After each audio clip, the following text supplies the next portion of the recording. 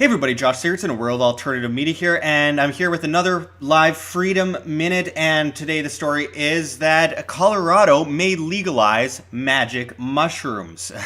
So a few years ago, after legalizing cannabis in Colorado, there's something even more magical on the ballot. As a Free Thought Project reports, paving the way for legalization is a group called Denver for psilocybin, and they may soon have the go-ahead to get mushroom legalization on the ballot. And gathering at the steps of the Denver City and County building on Wednesday, the group, chanting at times "Free the Spores," met with the city leaders about their push to decriminalize psilocybin, also known as magic mushrooms. Decriminalization would mean reducing the penalty for possession of psilocybin mushrooms. Colorado decriminalized marijuana long before the drug became legal for medicinal recreational use. Tyler Williams, one of the leaders of Denver for psilocybin, spoke to Denver 7 about their reasoning behind the push. There's a lot of research for all sorts of mental health issues, everything from anxiety to depression to cluster headaches, addictions, and etc., said Williams.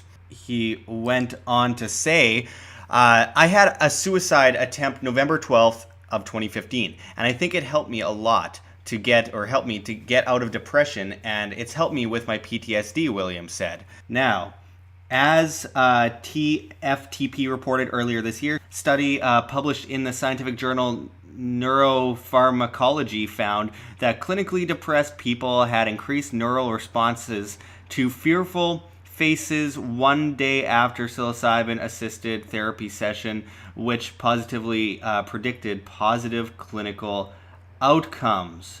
Now, psilocybin-assisted therapy might mitigate depression by increasing emotional connection. Neuroscientist and study author Leor Roseman, a PhD student at Imperial College London, explained to PsyPost.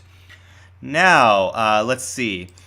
Breaking away from the story, I must say, legalization is simply the government taking a right away and giving it back at a price. And that price usually involves, extortion via taxation and heavy regulatory burdens. Legalization means government control. Now, so while it's good to see that less people will be kidnapped and thrown in cages by government pirates, I'd also like to add it's better the prohibition itself is ended.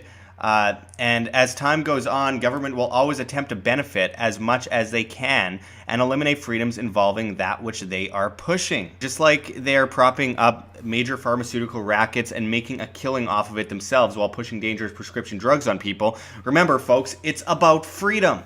You have no right as a collective or an individual to enforce your will on another and tell them what they can and cannot do with their body.